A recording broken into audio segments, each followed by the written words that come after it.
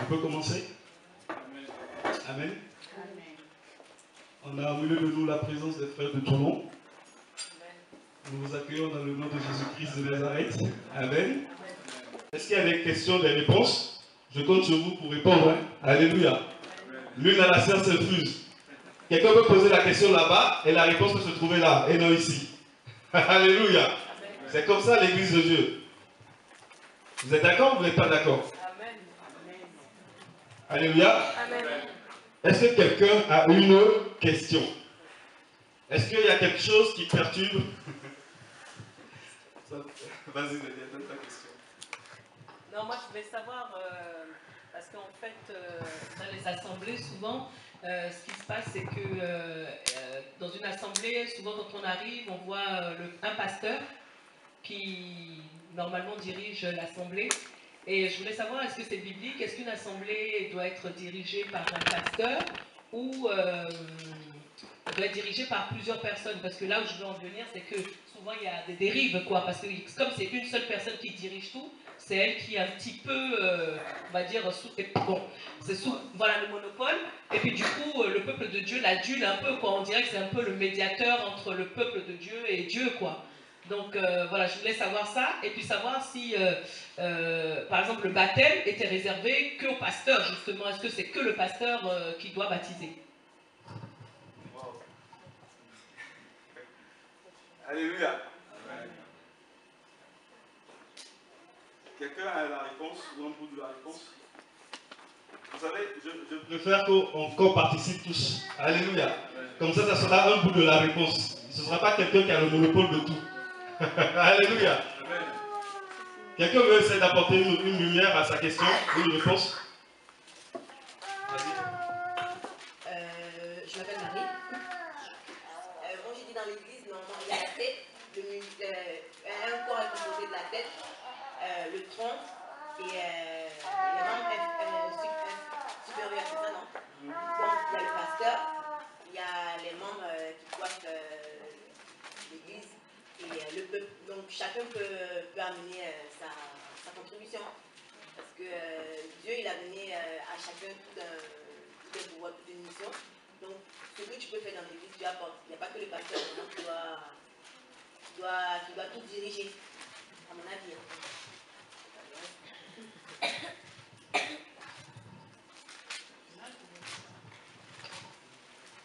Le frère Alain qui voulait apporter une réponse.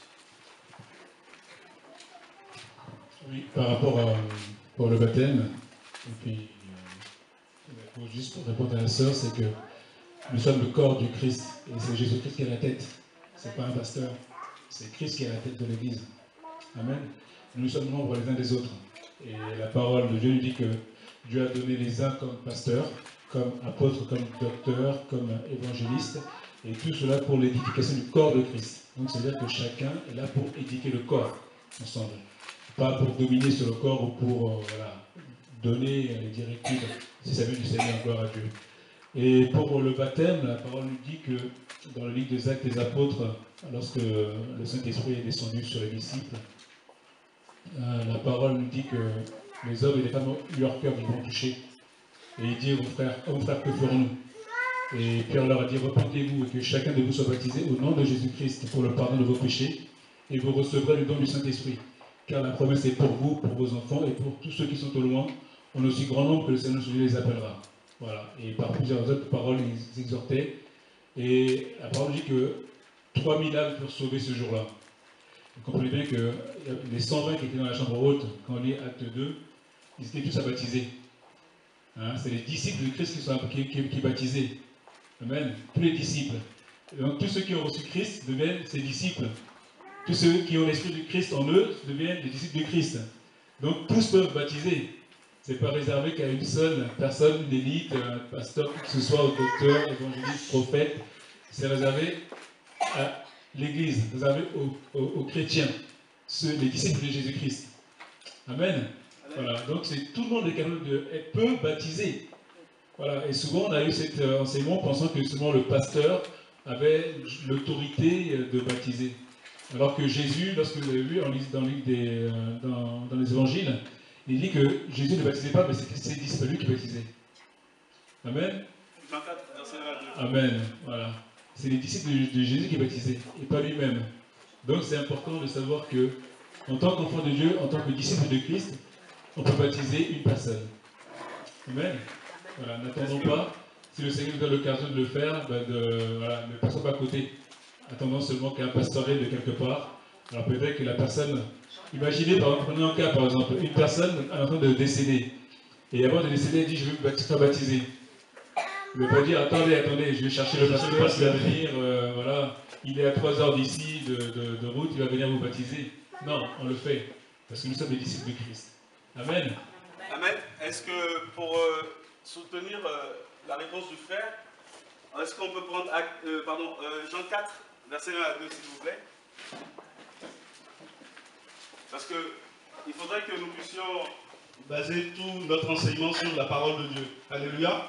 Pour que les gens, en retournant chez eux, ne soient pas confondus, ne se disent pas qu'on a reçu des idéologies, des philosophies de certains frères et sœurs dans une assemblée, dans un séminaire où nous étions passés il y a quelques mois, quelques jours de cela. Donc il faudrait que nous apprenions, bien aimés dans le Seigneur, à baser donc ce que nous voulons recevoir, en tout cas ce que nous choisissons d'accepter comme pour vrai, venant que uniquement de la parole de Dieu. Amen. Amen. Donc je ne sais pas, est-ce que quelqu'un a Jean 4, verset 1 à 2? Vas-y. Le Seigneur sut... Attends, on va t'aider un peu. Le Seigneur sut que les pharisiens avaient appris qu'il faisait et baptisait plus de disciples que Jean. Toutefois, Jésus ne baptisait pas lui-même, mais c'était ses disciples. Amen. Amen. Amen. Là, la parole, elle est claire. Jésus avait des disciples. Jésus, c'est le maître, c'est le prophète, c'est l'apôtre, c'est le pasteur, c'est tout. N'est-ce pas? Il réunissait les 5 ministères en lui. Mais la Bible dit que malgré toute la foule qui le suivait, malgré les plus de 72 disciples qui étaient avec lui, malgré tous les 12 apôtres qui étaient avec lui, il n'a jamais baptisé ne serait-ce qu'une âme. Pourtant, lui-même a reçu le baptême de Jean-Baptiste. Alléluia. Jésus n'a pas baptisé. Est-ce que vous êtes avec moi, bien-aimés dans le Seigneur? Nous venons d'apprendre qu'ici, les gens même, vous savez, le système, le combat dénominationnel, les comparaisons entre frères et sœurs n'ont pas commencé dans les années 2000. Ça a commencé même déjà en plein ministère de Jésus, parce que c'est les gens qui étaient du côté du Jean-Baptiste qui ont commencé à faire une comparaison. Ah mais attention, le frère Jésus, il commence à prendre de l'ampleur. Il y a quelque chose qui ne va pas là. Il va te dépasser Jean-Baptiste. Fais attention. Il commence à baptiser plus que toi.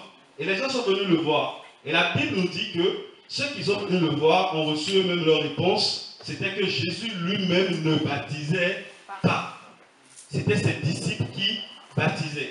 Et ça va totalement dans le sens de la réponse de notre frère Alain. Seuls des disciples peuvent baptiser d'autres disciples. Ce n'est pas un ministère réservé à un apôtre, réservé à un prophète, réservé à un docteur, à un berger, ou je pense que j'ai oublié un évangéliste. Alléluia. Dès que tu reçois Jésus-Christ comme ton Seigneur et Sauveur personnel, tu as le droit, lorsque tu mets ta vie en règle et que tu t'engages à marcher avec Jésus et que toi-même tu as été baptisé, tu as le droit de baptiser qui te demande le baptême. Alléluia.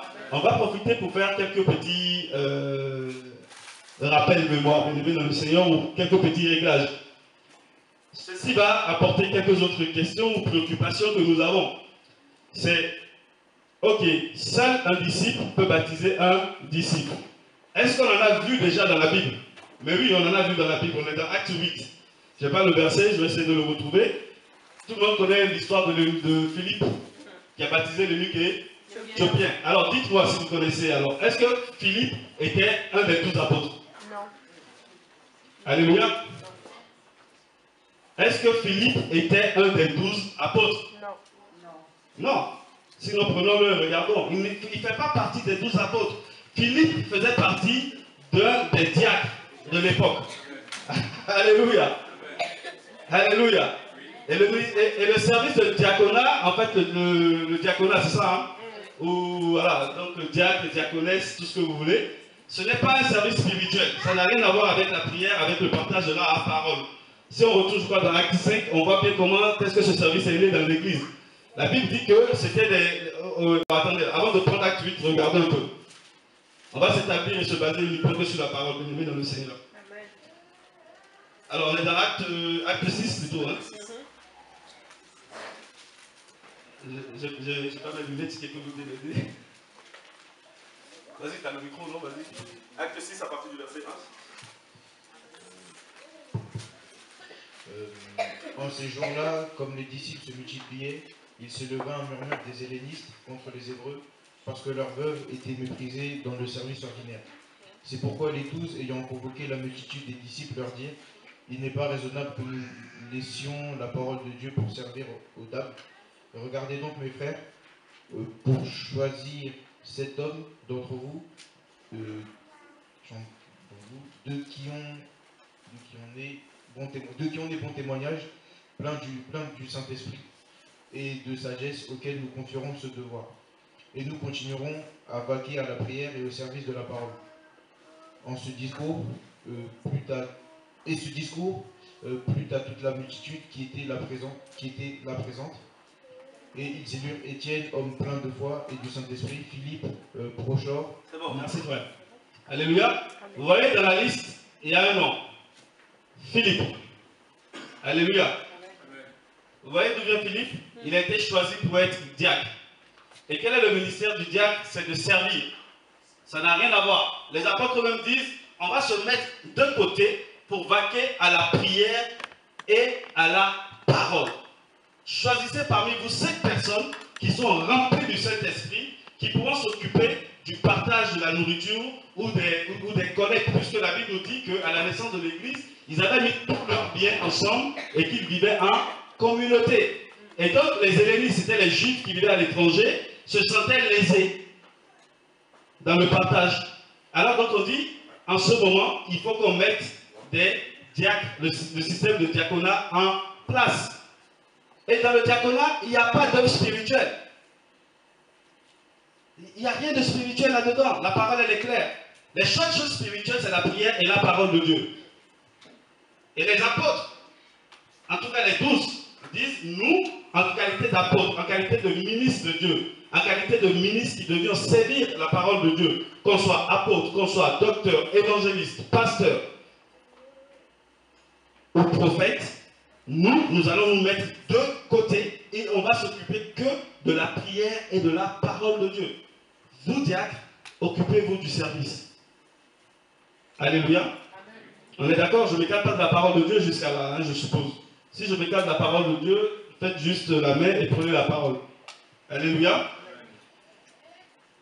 Et donc, le système de diacre est né ce jour-là pour répondre aux besoins du peuple de Dieu. Et la Bible nous dit, quand on tourne la page, on va dans Acte 7. On ne s'arrête pas dans Acte 7 et quand on va dans Acte 8, on va voir un de ces jeunes hommes qui a été choisi par l'Assemblée de Dieu, œuvrer pour le Seigneur. Amen. Alors, verset 26. Un ange du Seigneur s'adressant à Philippe lui dit: lève-toi et va du côté du midi, sur le chemin qui descend de Jérusalem à Gaza, celui qui est désert. Il se leva et partit, et voici un Éthiopien, un eunuque, ministre de Candace, reine d'Éthiopie, et surintendant de tous ses trésors, venu à Jérusalem pour adorer. S'en retournait assis sur son char et lisait le prophète Ésaïe. L'Esprit dit à Philippe: avance et approche-toi de ce char. Philippe accourut et entendit l'Éthiopien qui lisait le prophète Ésaïe. Il lui dit: comprends-tu ce que tu lis? Il répondit: comment le pourrais-je si quelqu'un ne me guide? Et il invita Philippe à monter et à s'asseoir avec lui. Le passage de l'écriture qu'il lisait était celui-ci. Il a été mené comme une brebis à la boucherie, et comme un agneau muet devant celui qui le tond, il n'a point ouvert la bouche. Dans son humiliation, son jugement a été levé, et sa postérité qui la dépeindra. Car sa vie a été retranchée de la terre. L'eunuque dit à Philippe: je te prie, de qui le prophète parle-t-il ainsi? Est-ce de lui-même ou de quelqu'un d'autre? Alors Philippe, ouvrant la bouche et commençant par ce passage, lui annonçant la bonne nouvelle de Jésus-Christ. Comme ils continuaient leur chemin, ils rencontrèrent de l'eau, et l'eunuque dit, « Voici de l'eau. Qu'est-ce qui empêche que je sois baptisé ?» Philippe dit, « Si tu crois de tout ton cœur, cela est possible. » L'eunuque répondit, « Je crois que Jésus-Christ est le Fils de Dieu. » Il fit arrêter le char. Philippe et l'eunuque descendit, tous deux dans l'eau, et Philippe baptisa l'eunuque. Amen. Amen. Est-ce qu'il a dit, attendez, je viens voir l'apôtre Pierre d'abord. Attendez, il y a plus grand que moi, l'apôtre Paul. Moi, je ne suis qu'un petit diacre. Je ne suis pas appelé au service de la prière et de la parole. Attendez d'abord, le baptême, quoi? C'est quelque chose de spirituel. Il faut appeler l'archibishop, l'évêque, qui viendra baptiser. Ce n'est pas de la parole de Dieu, c'est pas vrai.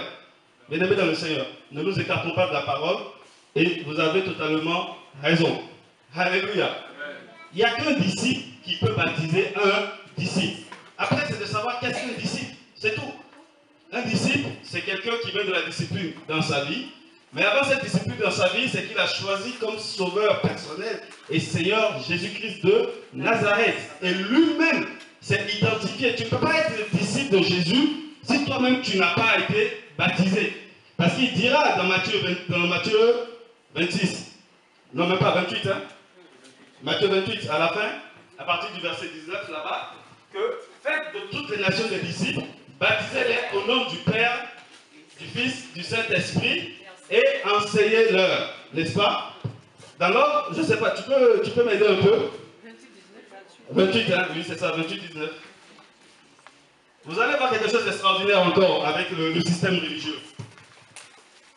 Allez, faites de toutes les nations des disciples, les baptisant au nom du Père, du Fils et du Saint-Esprit, et enseignez-leur à observer tout ce que je vous ai prescrit, et voici, je suis avec vous tous les jours jusqu'à la fin du monde. Amen. Vous voyez, il y a un autre précis, hein? Faites des disciples, n'est-ce pas? Ensuite quoi? Baptisez-les. Baptisez-les, n'est-ce pas? Et après maintenant? Enseignez-les. Bon, alors, où est-ce que vous avez vu dans la parole de Dieu que Jésus donnait comme recommandation d'enseigner les gens avant de prendre le baptême? Alléluia. Ce n'est pas dans la parole de Dieu. Hein? Il dit, faites des disciples. Convertissez les gens. Pas vous-même, mais le Saint-Esprit en vous touchera le cœur de ceux à qui vous annoncez Jésus-Christ de Nazareth. Et s'ils acceptent parce qu'ils sont convaincus par le Saint-Esprit, parce que dans le livre de Jean, la Bible nous dit, le Saint-Esprit viendra vous convaincre de péché, de jugement et de justice. Amen. Alléluia. Amen. Lorsque le Saint-Esprit touche ton cœur et que tu acceptes le Maître bien-aimé dans le Seigneur, Dieu dit, sois baptisé. Et après que tu as été baptisé, on s'occupera de ton enseignement. Amen. Alléluia. Amen. Là, on n'est même pas du côté des catholiques, on est du côté des évangéliques et des protestants. Qu'est-ce qu'on observe? On observe que dans les assemblées, lorsque les gens viennent et qui, c'est-à-dire qu'on ne fait aucun effort pour les amener à Jésus-Christ de Nazareth, eux-mêmes, par la grâce du Saint-Esprit, sont touchés et réclament le baptême. Et qu'est-ce qu'on leur dit? Attends un peu, tu dois faire une formation de 3 mois. Alléluia. Voilà. Jamais c'est écrit dans la parole. Non, tu fais une formation de 3 mois, pour d'autres c'est 1 mois, pour d'autres c'est 6 mois. Alléluia. Et on est bourre d'erreurs, de mensonges, de mensonges. Il y a des jeunes gens qui sont prêts à recevoir le baptême. Le pasteur lui-même alcoolique va t'interdire de prendre le baptême parce que ta vie n'est pas en règle. Or, lui-même, sa vie n'est pas en règle. Où est-ce qu'on nous a dit de mettre nos vies en règle avant de venir recevoir le baptême? Alléluia. Eux-mêmes sont assis dans le mensonge, à prêcher le faux, et nous demandent, nous autres, d'aller mettre notre vie en règle avant de prendre le baptême d'eau. Au lieu de laisser le Saint-Esprit opérer la conversion dans le cœur des gens, non, on met un blocage. On remarquera que nos jeunes frères et nos jeunes sœurs, à 17 ans, 16 ans, 15 ans, repoussent toujours le baptême à plus tard. À plus tard. Parce que Jésus devient un joug, un fardeau. Parce qu'on leur a enseigné que si tu acceptes Jésus-Christ comme ton Seigneur et Sauveur, c'est bien. Mais attention, on va tomber en boîte de nuit. Et comme il n'est pas encore régénéré, il se dit non, la boîte de nuit est encore trop douce, je ne veux pas prendre le baptême.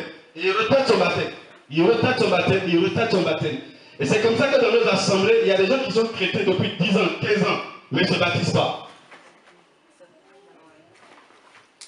C'est la vérité. Et ça montre le niveau du croyant lui-même. Que ta vie soit en règle ou pas, ça n'a rien à voir avec le baptême.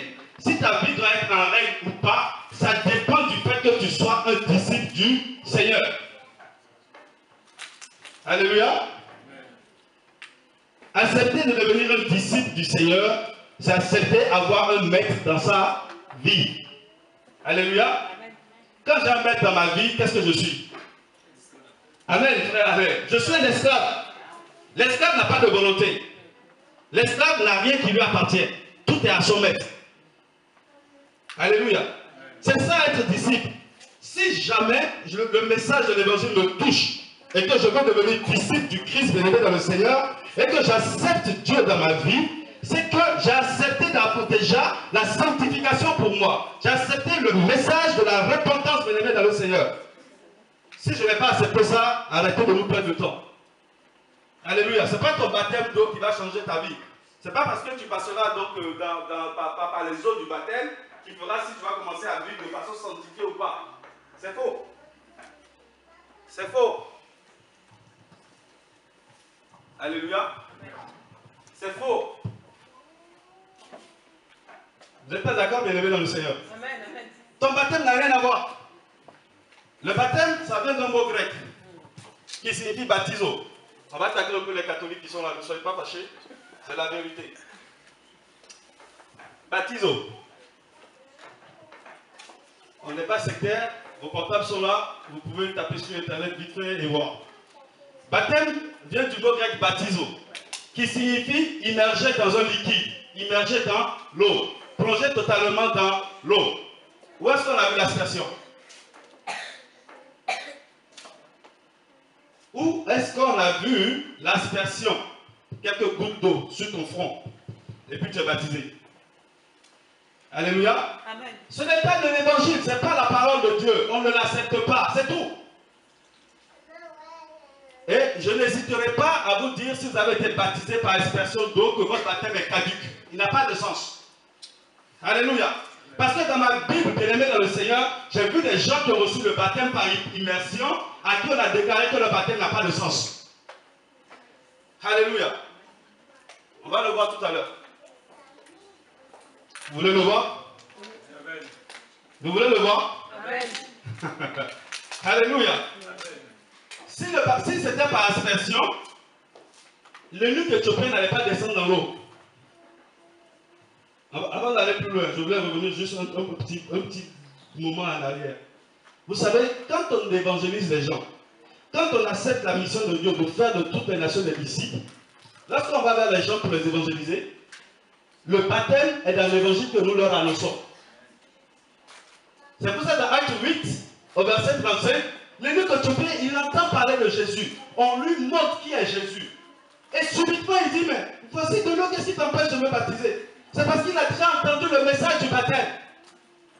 Alléluia. La personne qui l'a évangélisé lui a donné le sens de ce que c'est que le baptême. Amen. Il lui a expliqué que le maître a dit, si tu crois en lui, fais-toi baptiser en même temps. Il n'y a pas de demain, il n'y a pas d'après-demain. Parce que quand je dis je crois en le Seigneur Jésus-Christ de Nazareth, c'est ce qui s'est passé au-dedans de moi. Maintenant, il faut que je montre à mes frères et sœurs que je m'identifie à Christ.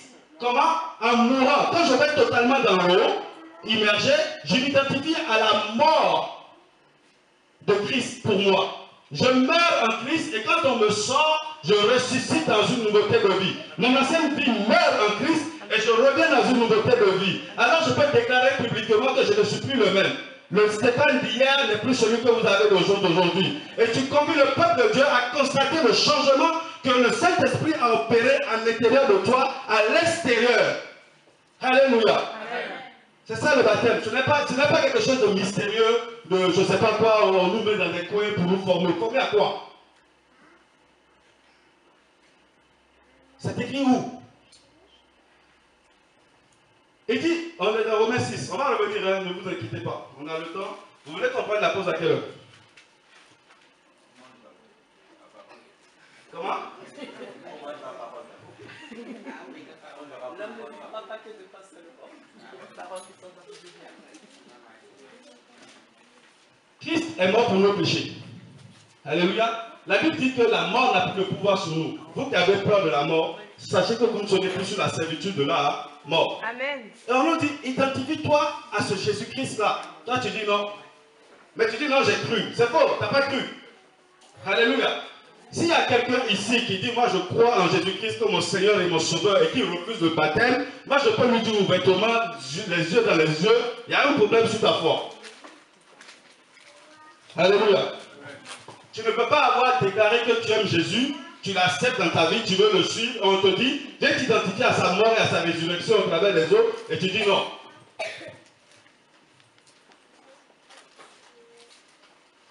Alors, dans Romains 6, qu'est-ce qu'il nous est dit? Regardez à partir du verset 3. Même 2. Regardez à partir du 2. À Dieu ne plaise, car nous qui sommes morts au péché, comment vivrons-nous encore dans le péché? Ne savez-vous pas? Amen. Est-ce que tu comprends pourquoi je dis si tu t'identifies à Christ, à cette Christ comme ton Seigneur et le Sauveur, ce n'est pas ton baptême qui va déterminer si tu vas continuer à pécher ou pas. Alléluia. Verset 3. Ne savez-vous pas que nous tous qui avons été baptisés en Jésus-Christ avons été baptisés en sa mort? Amen. C'est pas moi qui raconte du n'importe quoi, c'est ce qui est écrit. Vas-y un peu encore. Nous avons donc été ensevelis avec lui par le baptême en sa mort, afin que, comme Christ est ressuscité des morts par la gloire du Père, de même nous aussi, nous marchions en nouveauté de vie. Amen. Je ne déclare pas des philosophies, je dis ce qui a été écrit. Alléluia. Amen. Verset 11. De même, vous aussi, considérez-vous comme morts au péché, mais vivants pour Dieu, en Jésus-Christ notre Seigneur. 12. Que le péché ne règne donc pas dans votre corps mortel, pour que vous obéissiez à ses convoitises. Verset 14. Car le péché ne dominera pas sur vous, parce que vous n'êtes pas sous la loi, mais sous la grâce. Amen. Amen. Mais si je veux toutes ces vérités, pourquoi je ne suis pas les consignes du maître? Alléluia. Et dit si tu crois, fais-toi baptiser. Parce que si tu te fais baptiser, tu te rends conforme à ma mort et à ma résurrection. Vas-y, vraiment. Tu peux passer le micro, s'il te plaît?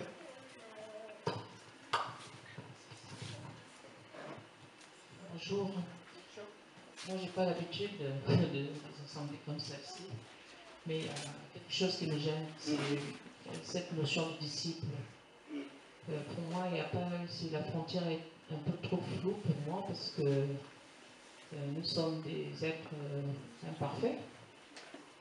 Et comment dire qu'on est disciple, comment reconnaître qu'on est disciple et se donner cette responsabilité de baptiser le voisin. Et pour moi, c'est quelque chose qui me gêne, parce que je n'arrive pas à délimiter les frontières. Et ça rejoint un peu ce que vous avez dit. C'est-à-dire qu'extérieurement, on peut paraître quelqu'un qui est pieux, mais en fait, au fond, c'est pas ça. Donc, c'est un peu compliqué pour moi d'accepter que mon voisin est disciple. Voilà, donc c'est cela ma question. Je ne sais pas comment vous faites. Je vais te répondre un tout petit peu. Regarde, imagine que moi j'étais catholique. D'accord? J'ai reçu mon baptême, je ne l'ai pas reçu bébé, je l'ai reçu un peu plus vieux, ça c'est vrai, et très difficilement encore. Alléluia. Mais le prêtre catholique, c'est un homme comme toi et moi. Est-ce que c'est sa soutane qui lui donne une différence spirituelle sur moi ou sur toi? Est-ce que c'est le fait qu'il a été ordonné par quelqu'un, prêtre, cardinal, évêque, qui lui donne une supériorité sur toi et moi? Non. Donc ça voudrait dire que même si j'étais catholique, je ne suis pas prêt à prendre le baptême du prêtre. Parce que c'est un homme comme moi. Or, dans la parole de Dieu, le maître que nous suivions, que nous sommes comme lui, Jean-Baptiste, qui n'avait pas de ministère spirituel. On est d'accord? Et nous venons de voir qu'un disciple a baptisé un autre. Parce que dans la notion du baptême, si vous voulez, il n'y a rien de spirituel qui se passe. C'est une identification. si je peux dire en 2 mots, c'est faire comme. Point barre. Le mec qui a été baptisé, faites-vous baptiser. Parce que derrière cela, vous faites une déclaration, vous faites une confession. Vous acceptez, rejeter votre ancienne vie en mourant, en vous identifiant à ma mort. Et en revenant en nouveauté de vie. Si nous allons rester que sur la méfiance des uns et des autres, nous serons hors la loi. Nous serons tous pécheurs. Pourquoi? Parce que le péché dit, qu'est-ce que le péché? Le péché, c'est manquer le but. Dieu nous dit de baptiser. Si par méfiance des uns et des autres, nous ne baptisons pas, nous péchons. Nous manquons le but que Dieu nous a ordonné. Vas-y, Daniel. Non, je veux dire que parmi les disciples qui étaient avec le Seigneur Jésus, eux, ils baptisaient. La Bible dit qu'eux, ils baptisaient, mais le Seigneur Jésus ne baptisait pas. Simplement, on peut constater aussi que dans Actes des Apôtres, ces mêmes disciples qui semblaient être si pieux, finalement, il y en avait qui avaient quand même Amen. péchés, c'est des êtres humains. On peut dire des péchés. Parce qu'il a été hypocrite. Il a été hypocrite et Paul l'a repris publiquement en lui disant, hypocrite, qu'est-ce que tu fais? Quand je ne suis pas là, tu manges avec les païens, et quand je viens, tu fais comme si les païens ne pouvaient pas être avec nous. Donc, il n'était pas... C'était un être humain aussi, mais pourtant il a vécu avec Jésus. Et il était appelé disciple. Et une autre chose aussi, c'est que parmi les disciples qui baptisaient, il y avait Judas aussi qui baptisait. Judas qui a trahi le maître. Donc Judas a baptisé.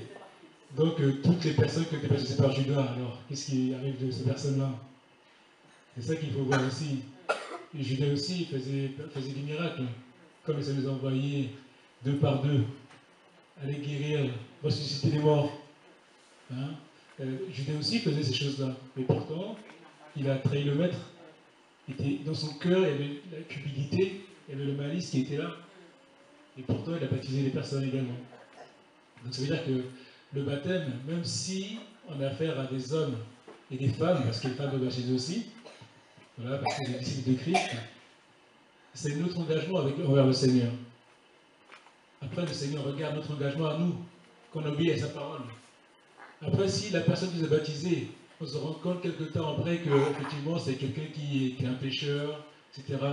Ça, c'est son problème avec le Seigneur. Le problème, nous, c'est qu'on a obéi à la parole de Dieu et qu'on a pris le baptême et qu'on marche avec le Seigneur. C'est ça le plus important. Amen.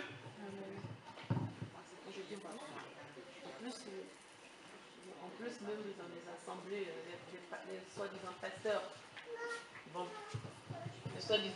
ils vont baptiser. En fait, après, tu vois qu'ils n'ont même pas une vie sanctifiée, ils mènent une vie de débauche. Le matin, le dimanche matin, il s'arrête là, bon, il prêche, et après, il va baptiser les fidèles. Si on regarde à ça, on va se dire, mais comme il n'a pas une vie propre, donc je ne vais pas recevoir le baptême par lui. Oui. Parce que je vais dire, on ne regarde pas à ça en fait. Bon, on revient à nous là maintenant. On laisse le passé, là et tout ça, mais nous, en 2016, nous sommes en 2016. Oui. Nous vivons dans ce monde avec plein d'interférences et plein de méchanceté et plein d'hypocrisie, ça il faut le dire. Donc, moi c'est le statut de disciple en 2016, là maintenant, qui m'intéresse. C'est-à-dire comment être qualifié, quels sont les attributs, quelles sont les possibilités d'être qualifié pour avoir ce statut de disciple. C'est pas évident, on a la télé qui pollue notre cerveau.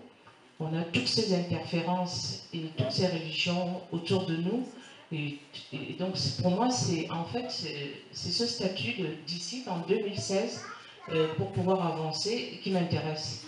Et donc, moi, j'aimerais bien, en sortant d'ici, me dire, voilà, j'ai capté quelque chose, peut-être qui va changer en moi, la façon que j'avais de percevoir les choses hier, pour pouvoir être ce disciple dont vous parlez et qui est référencé dans la Bible, que nous tous nous suivons et sur laquelle nous appuyons. C'est en fait de revenir maintenant parce que nos enfants que nous enseignons je pense qu'ils sont tellement proches de Dieu qu'ils nous posent des questions simples auxquelles nous devons répondre et non nous référer à ces choses-là, parce que pour moi, bon, Jésus c'est un héros, c'est le plus grand pédagogue, il a toutes les qualités qu'on trouve en lui réunies en ce moment, mais c'est à nous à trouver comment faire en vivant dans ce monde pollué, comment faire pour avancer en étant logique avec notre démonstration, avec nos croyances. Donc ce statut, pour moi, il faut peut-être des attributs, quelque chose pour aider, parce que c'est très... On a déjà une culture, vous-même vous avez dit, vous étiez catholique. Moi, je sais pas, moi je suis à la recherche je ne sais pas qui je suis animiste, panafricaniste, afrocentriste. J'ai été baptisée 4 fois, mais à chaque fois, dès que je trouve un truc qui ne va pas, je dis stop, c'est pas le chemin. Donc, on va continuer la recherche jusqu'à la fin de notre vie. Mais à chaque fois qu'on trouve une nouvelle assemblée, on se sent bien parce qu'on a des choses qui nous parlent. Moi, c'est mon cas. Parce qu'hier, elle m'a dit un truc, juste ça, hein, qui m'a plu. Et du coup, j'ai dit, je viens. J'ai dormi peut-être 1h30, mais je dis, je viendrai quand même. Donc, à nous de trouver, de canaliser tout ça pour pouvoir savoir où on va. Parce que pour moi, le statut de disciple, là dont vous parliez, il est encore flou. Moi, je voudrais savoir quelle est la qualification, qu'est-ce qui fait que moi, je me qualifie comme disciple. Pourtant, je connais Jésus, hein. Donc, mais bon, c'est toujours ambigu dans ma tête. Si vous pouvez nous aider dans ce sens, dans ce genre d'assemblée, je pense qu'on avancera aussi. Et à la maison, on pourra mieux enseigner nos enfants. Merci. On va répondre.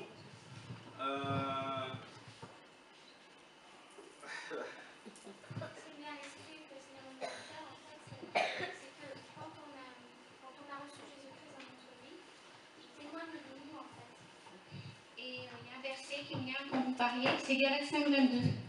C'est le fruit de l'esprit en fait.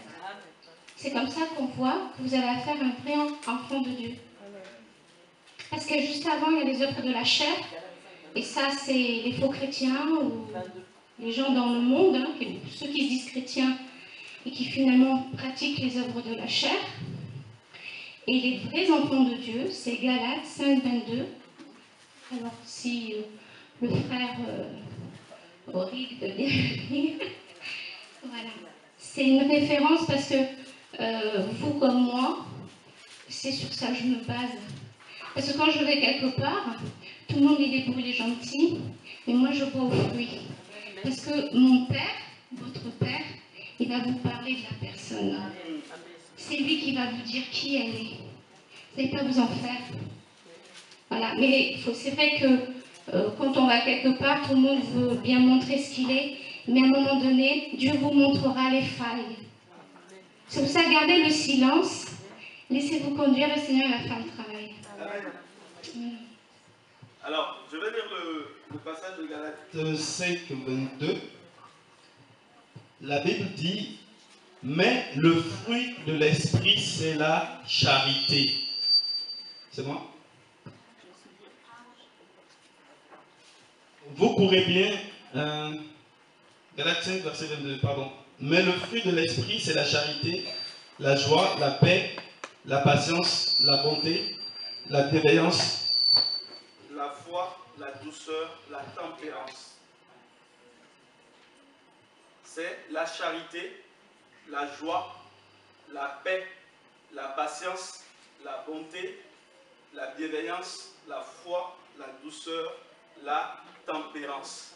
Un seul fruit décrit en 7 qualités. La Bible n'a pas dit le fruit de l'esprit ce sont. Alléluia. Alléluia.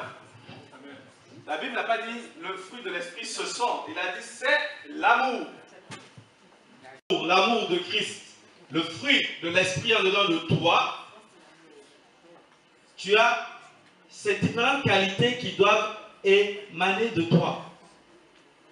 On doit voir la tempérance, on doit voir la patience, on doit voir La fidélité. Parce que dans certaines versions, je crois qu'à la place de la foi, c'est écrit fidélité. Vous avez d'autres versions là? Parole de vie. Ah, Marie, vas-y. Mais le fruit de l'esprit, c'est l'amour, la joie, la paix, la patience, la bonté, la bénignité, la fidélité, la douceur et la tempérance. Voilà. Donc la foi ici devient la fidélité. Donc Jésus lui-même dira de son temps, on les reconnaîtra à leurs fruits. C'est le fruit qui fait qu'on sait si tu es disciple ou pas. On les reconnaîtra à leurs fruits. Amen. Sinon, c'est un titre. Ça devient de la titrologie. On porte des titres. Comme des gens aujourd'hui veulent être archibishop, ils veulent être prophète des nations. On a vu des révérends, je ne sais pas quoi. Il est où mon frère? C'était quoi déjà? Révérend Pasteur Terminator. Voilà, pasteur Terminator. On a de toutes les couleurs au jour d'aujourd'hui, mes amis. On s'écarte totalement de la parole. Je suis d'accord. Et là, ça rejoint mon inquiétude. Donc, comme vous dites, ça prend du temps. Ça prendra du temps. Donc, ce que vous avez dit avant, qu'on peut baptiser son voisin, moi, ce que je crains, c'est un désordre. Hein? Donc, il faut prendre le temps, la patience et tout ce qu'on a cité là. Il ne faut pas se précipiter n'importe comment pour commencer à se déclarer disciple et à faire ce que le Seigneur nous a commandé. Moi, c'est cette inquiétude-là, c'est cette tempérance. On va t'aider, maman. On va t'aider. Si on n'arrive pas tout de suite, on va t'aider d'ici la fin. Parce que la Bible dit que c'est 1 Jean 2, 27. Tu peux le lire, s'il te plaît, 1 Jean 2, 27. Lorsque tu reçois Jésus-Christ comme ton Seigneur et Sauveur, il met un dépôt d'onction au-dedans de toi. Et cette onction-là t'enseigne. Alléluia. La Bible dit que c'est l'Esprit de Dieu au-dedans de nous, dans le livre de Romains, qui fait que nous pouvons pousser Abba Père. Alléluia. C'est l'Esprit de Dieu au-dedans de nous qui peut faire que lorsque je prie, je peux déclarer Dieu Père. Et un disciple de Dieu ne se mire pas dans le regard des autres. Son miroir, c'est la parole de Dieu. C'est son rapport à la parole de Dieu. Alléluia.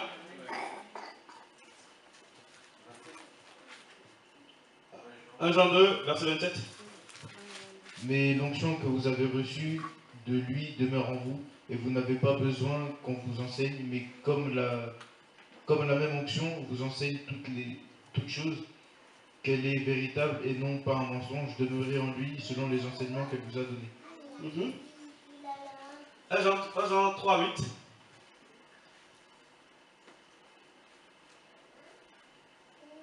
Celui qui pratique le péché est du diable, car le diable pêche dès le commencement.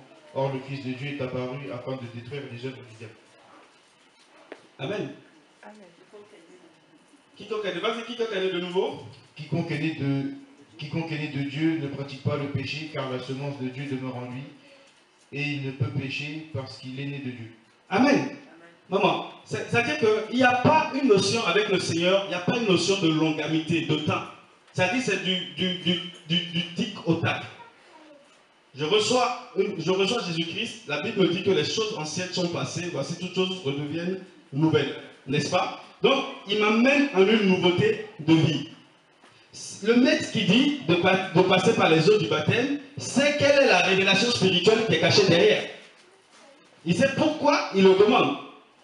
Et le maître, lui-même qui suit la terre, en tant que maître, en tant que Dieu, allons au-delà maintenant des mots et appelons-le par sa stature parfaite. Jésus-Christ de Nazareth, né en Galilée, en tant qu'homme, a vécu en tant que Dieu. Alléluia. Et Dieu lui-même, dans toute sa sainteté, dans toute sa splendeur, dans toute sa grandeur, a jugé inutile que lui baptise. Alléluia. Comprenons que lorsque je fais passer quelqu'un par les eaux du baptême, je ne lui transmets aucun démon et je n'en reçois aucun. Il n'y a pas de sens spirituel au-delà. Alléluia. C'est comme elle le dit, c'est une carte d'identité. C'est-à-dire que je m'identifie. C'est-à-dire que le baptême, il a trois sens. J'appelle à témoin les gens de ma communauté en leur disant, regardez ce qui s'est passé à l'intérieur, je suis en train de le manifester. Je meurs en Christ lorsqu'on me plonge dans l'eau et je reviens en nouveauté de vie. C'est déclaré publiquement à Satan que je ne lui appartiens plus, je m'identifie à Christ. Ça n'a rien à voir qu'il soit fumeur, bandit, voyou, tout ce que tu veux, ça n'a rien à voir. Mais le sens que ça a, c'est dans le spirituel. Je me détache totalement de Satan. Alléluia. Regardez un peu dans Galates 2. On va y arriver, on va prendre le temps, on va y arriver doucement et tranquillement. Regardons un peu Galates 2.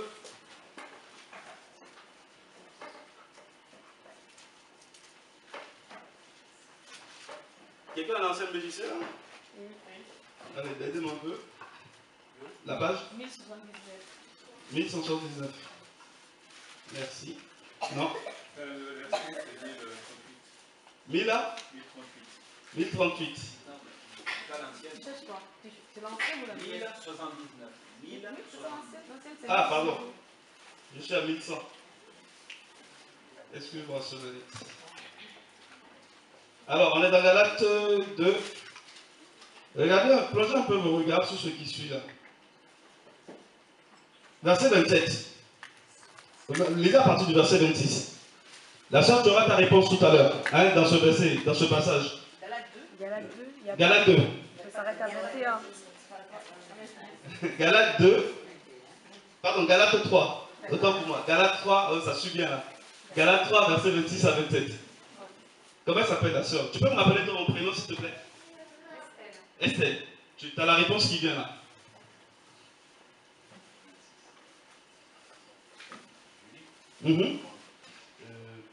Parce que vous êtes tous fils de Dieu par la foi en Jésus-Christ. Amen. Qu'est-ce qui fait de moi un fils de Dieu?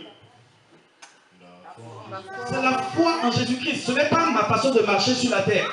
C'est ma foi en Jésus-Christ qui fait de moi un fils de Dieu. Et alors, si je suis fils de Dieu, qu'est-ce qui se passe?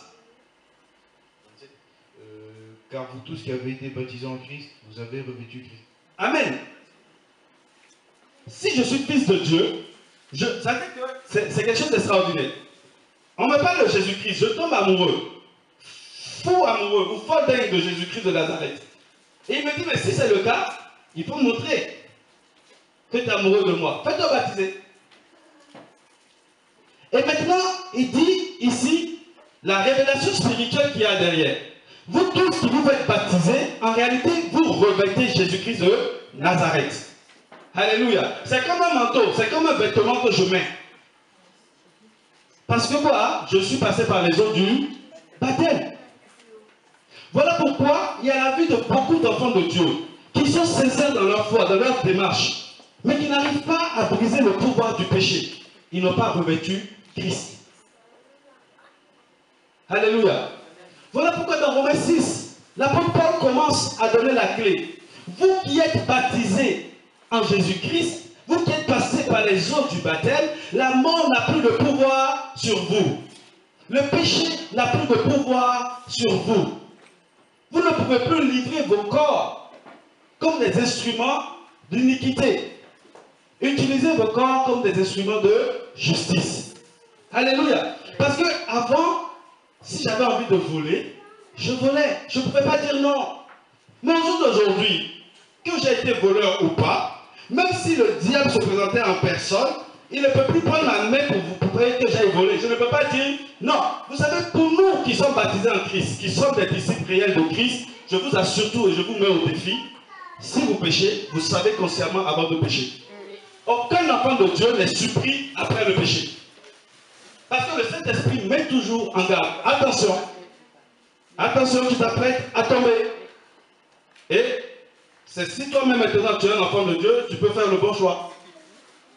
Il y a beaucoup qui disent, mais non, c'est pas grave. Pourquoi passer une fois, Seigneur? Alléluia. Alléluia. C'est la parole de Dieu, mes amis. Vous qui vous êtes fait baptiser en Christ, sachez que vous avez revêtu Christ. On pourra prendre encore peut-être un dernier passage si vous voulez dans... 1 Corinthiens 10, verset 2.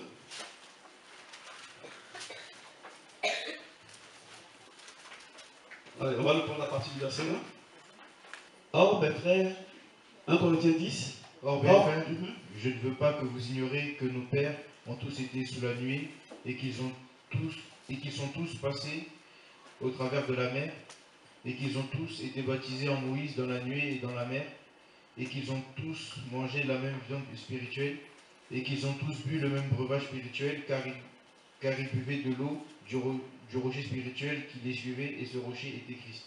Amen. Si les anciens de la foi ont été baptisés à Moïse, pourquoi nous, on refuse de se faire baptiser en Christ? Il y a un problème. Alléluia. Vas-y. Mais Dieu ne prie pas. Non, c'est bon, excuse-moi, il y a Arnaud qui... Juste avant, ça commence à aller un peu ou c'est toujours flou? Un tout petit peu? On va progresser un peu, peut-être que tu auras la réponse tout à l'heure. Si je puis me permettre, toujours dans le même état d'esprit, pour répondre à la sœur et en parler un moment, je pense qu'en tant qu'être humain, on a toujours cette manie de toujours faire attention à celui qui est à côté, à celui qui va nous baptiser, à celui qui va prêcher, à celui qui... Bon, c'est comme ça qu'on nous éduquait depuis qu'on est petit, comme vous avez bien dit vous-même tout à l'heure, c'est des traditions, on grandit avec ça. Mais j'ai l'impression que peut-être que je me trompe, vis-à-vis de Dieu, c'est nous qui sommes importants, nous, ce que nous recevons en soi. Après, par rapport au baptême, je pense que Dieu, il faut un moment ou un autre qu'il vous touche. Quelle que soit la personne par laquelle il va vous toucher, il faut qu'il vous touche. Et le fait d'avoir un canal, d'avoir un être humain qui n'a pas forcément un titre, parce que c'est ce qu'on recherche quelque part.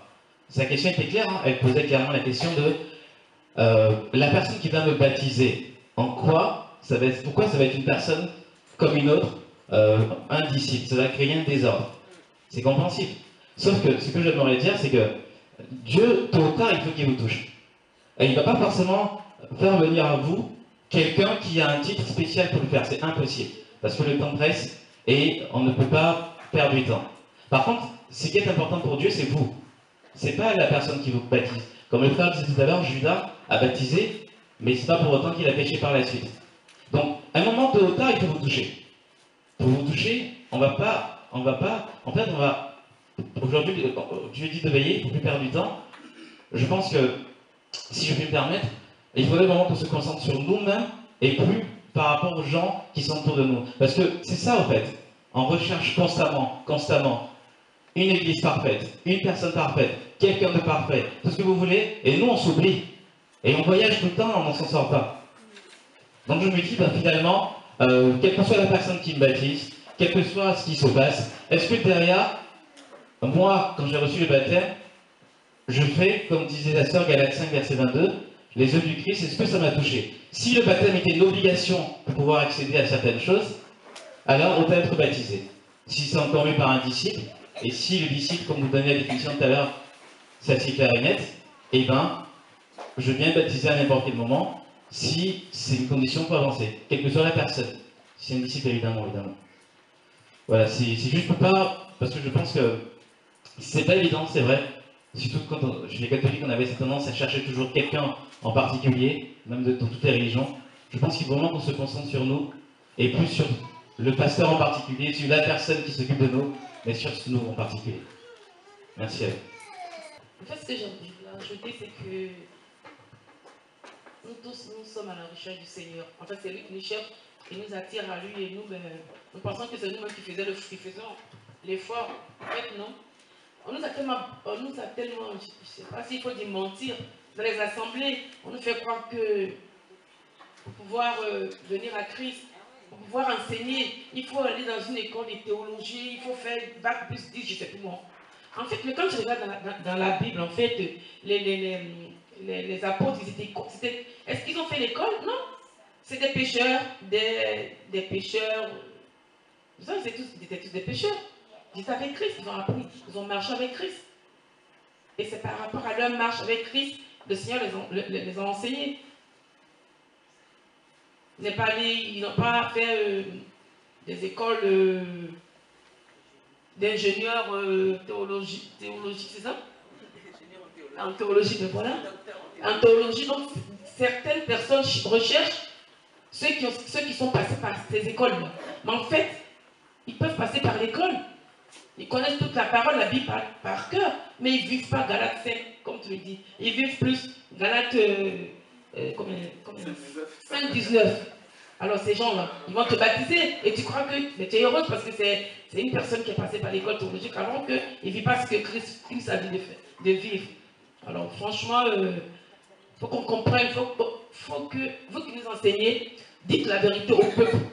Dites la vérité au peuple pour que le peuple sache que ce n'est pas l'école, mais c'est ta relation avec Christ. Ta manière de voir les choses, c'est Christ qui t'enseigne. Quand tu le reçois, il vient habiter en toi et il dépose sa vie en toi.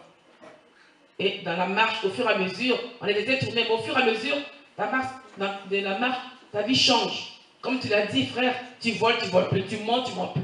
Parce que l'Esprit Saint te rappelle. Il ne faut pas faire ça. Maintenant, si tu continues, c'est entre toi et ton Dieu. Mais tu deviens une nouvelle créature.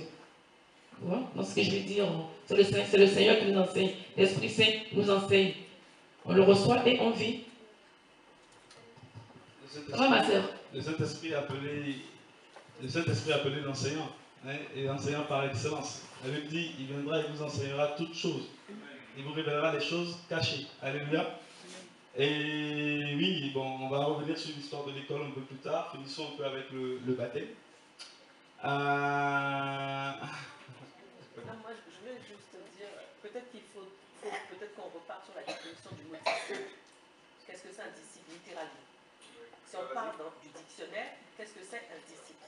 C'est quelqu'un qui suit l'enseignement de... Un disciple, c'est quelqu'un qui suit l'enseignement d'un maître. Je pense que bon, on a tous été un peu à l'école. On connaît par exemple les disciples de Socrate, les disciples des philosophes. Ils avaient tous des disciples parce que les gens suivaient leur enseignement. C'est pareil avec nous et Jésus, je pense. Il faut rajouter qu'ils reproduisaient l'enseignement qu'ils recevaient de leur maître.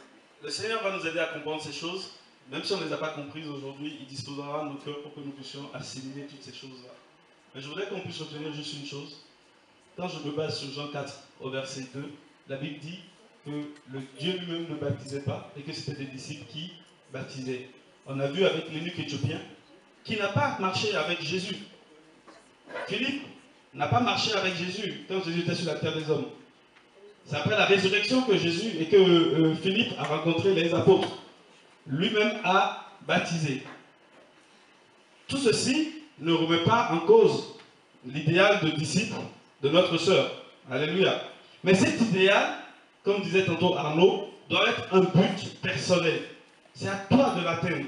Pourquoi? Parce que le salut est individuel. Ce n'est pas le fait d'être dans toutes les réunions de la France qui fera que tu seras sauvé ou enlevé. Ce n'est pas le fait d'avoir une assemblée qui est parfaite, super parfaite, qui fera que tu seras sauvé. Mais c'est ton propre salut. Alléluia. Ta relation avec le Père qui fera la différence. Amen. Amen. Alléluia. Amen. Que Dieu nous aide là-dessus. Un dernier passage sur Paul, sur le baptême. Ce sera dans Acte 19. Vous savez, les disciples, ils connaissaient la parole de Dieu. Ils connaissaient ce que c'est que la parole. Ils savaient qui était leur maître. Ils savaient qui ils servaient. Ils savaient avec qui ils marchaient. Et ils n'avaient peur de personne. Personne. Quand c'était pas bon, ils disaient c'est pas bon, mon ami. Assois-toi, c'est pas normal. Surtout Paul. Et pour venir à toi, Paul n'a pas fait l'école de Pierre, de Jean. Alléluia. Pierre, Jean ont marché avec Jésus-Christ. Quand Jésus dormait sur la montagne, ils étaient là, ils dormaient sur la montagne. Jésus leur disait, voici c'est comme si que je veux que vous conduisez le peuple. Voici ce que le Père veut pour ses enfants. Et Pierre, et Jean, et Jacques, et tout ce beau monde qui était des 12,